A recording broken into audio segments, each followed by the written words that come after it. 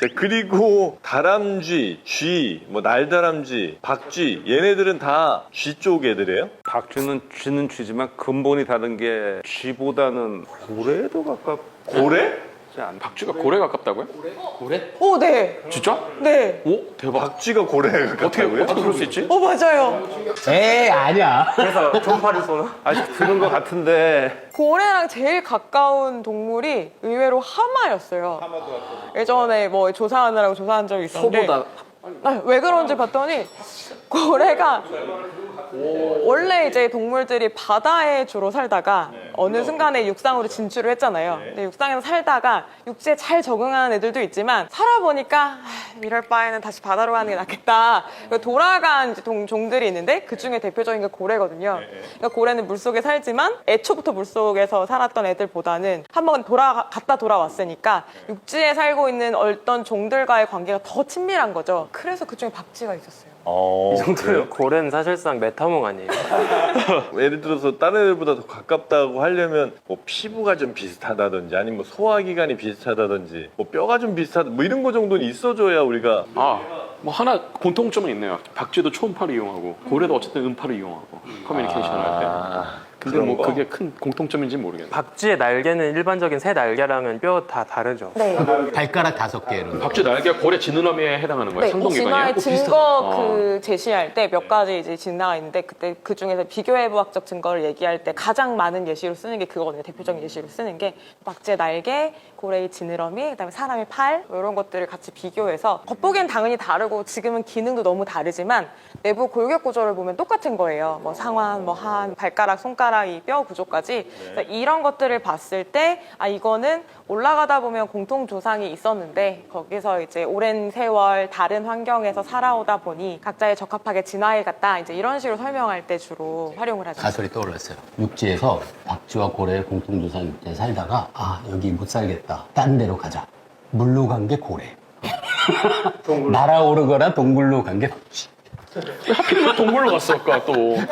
그렇죠. 근데 이게 되게 어디까지나 사실은 상상의 영역도 어느 정도 얘기할 수밖에 없는 게 교수님처럼 스토리를 얘기해보자면 어쨌든 육상으로 올라왔는데 올라오고 보니 너무 좋을 수도 있지만 각자 떨어진 환경은 다를 수 있잖아요. 예를 들어 외계인이 지구에 불시착을 했는데 떨어지고 보니 뭐 서울에 되게 안락한 어떤 곳일 수도 있지만 진짜 척박한 곳일 수도 있고요. 그러면은 뭐 척박했으면 이제 죽었을 수 있지만 어떻게 간신히 살아남아서 어떻게든 확보하고자 했을 때 지상에 천적이 많을 수도 있잖아요. 나는 바다에서 갓 올라와서 너무 막 자꾸 연약하고 아직 숨도 잘 못 쉬겠는데 막 천적들이 막 공격하려고 해. 그러면 여기 영역이 아닌 다른 안전한 영역을 찾아갔어야 했고 근데 그러가다 보니 이제 누군가는 동굴일 수 있고 그게 누군가는 뭐 강일 수도 있고 누군가는 어디일 수 있는 이런 확률들도 분명히 있을 것 같아요. 근데 지금은 이 진화나 이 방해 시나리오고 아까 말씀하실 때 유전 정보 분석으로 많은 걸 알 수 있댔잖아요. 그럼 그걸 해봤더니 박쥐나 고래나 비슷한 게 있구나를 알고 설명하는 과정을 모르는 거죠, 지금.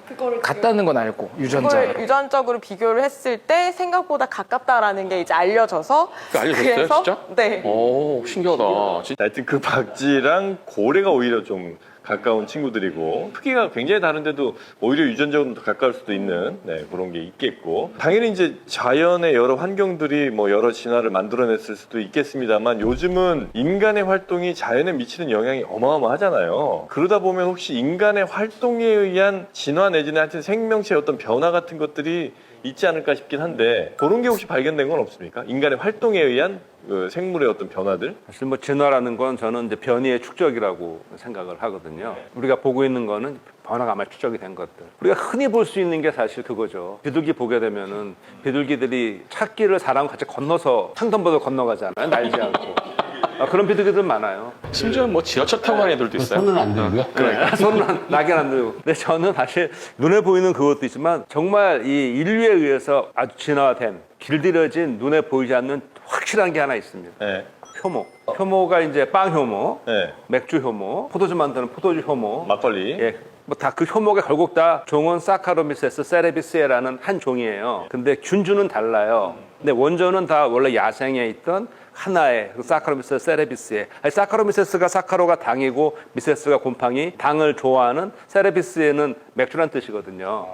맥주 그건데 사카린도 거기서 나온 말이에요? 그렇죠. 사카린 당 거기서 나온 거. 그래서 이게 원래 야생에 되게 혐오가 많아요. 근데 지금 나가면은 우리가 빵 만드는 혐오, 맥주 만드는 혐오, 포도주 만드는 혐오를 그런 혐오들은 야생에 없어요. 수천 년 동안 우리 인간의 하나는 빵 속에 들어와서, 하나는 맥주통에서, 하나는 와인통에서 계속 살면서 길들여서 지금 얘네의 유전자를 딱 분석해 보면은요, 같은 종은 맞는데 이제 균주는 달라져서 서로 특화돼서 달라졌거든요. 그래서 유전자의 뭐 개수도 어떤 유전자 어느 게 뭐가 많고 뭐 당을 어떤 게 분해를 잘하고 또 어떤 게 알코올에도 강하고 그런 걸로 봤을 때 그런 변화가 제가 가장 확실하게 우리가 길들인 인간이 진화시킨 혐오. 누에들도 왜 누에 나방 있잖아요. 그건 누에, 예. 그 친구들도 인간이 하도 그냥 그렇죠. 니네 실이나 뽑아라. 예. 그랬더니 날지도 못한다면서요. 예, 못해요. 걔네 자연에서는 없어요. 최근에 그 기사도 봤어요. 진짜 며칠 전에 본 기사인데 어획이 되는 대구의 크기가 현저하게 작아졌다는 거예요. 대구? 네, 대구 생선. 예. 근데 사람들이 하도 큰 개체를 많이 잡아들이니까 이제 아예 대구 자체가 어느 정도처럼 옛날만큼 커지지 않는 쪽으로 계속 진화가 일어나고 있다라는 기사를 최근에 봤거든요. 커져봐야 자꾸 잡히니까. 네. 오히려 작아야 생존에 유리하고 그런 애들이 많이 살아남았고 이게 최근에 사이언스 어드밴스에 나온 논문이었는데 이게 굉장히 오랜 시간에 걸쳐서 됐을 것 같잖아요. 불과 25년 만에.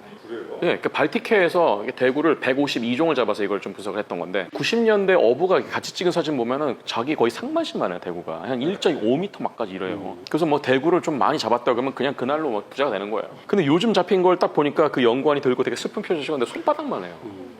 대구가. 그래서 막 맨 처음에 사람들이 너무 어린 게 잡힌 거 아니야? 근데 이게 석체였던 거예요. 그래서 어떻게 진화했냐면 아까 안 선생님 말씀하신 것처럼 예전에는 대구가 번식 시기가 되기 전에 몸 크기가 충분히 자라는 종이 우세였다. 요즘에는 이게 이런 애들 씨가 마르니까 이제는 성숙이 먼저 되고 몸은 나중에 자라는.